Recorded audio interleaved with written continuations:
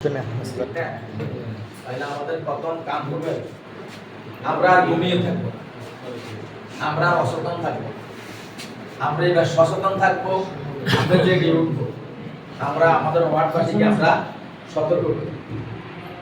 এই বলে সতর্ক করব যে আমরা 95%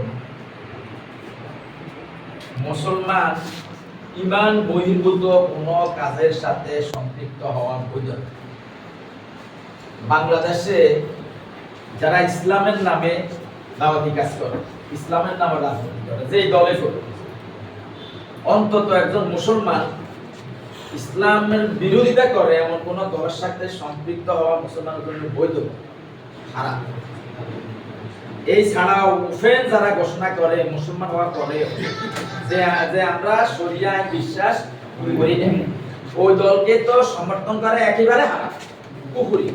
এটা আমার কথা না, আপনারা যারা ইন্টারনেটের সাথে জড়িত তারা দেখছেন বড় বড় ওলামে কেরামরা এই কথা বলে ফেলছে যে ওনাদের ঈমান নাই, ওনারা বেঈমান, যে তোমরা ঘোষণা দিয়ে বলছে যে আমরা শরীয়ত নাই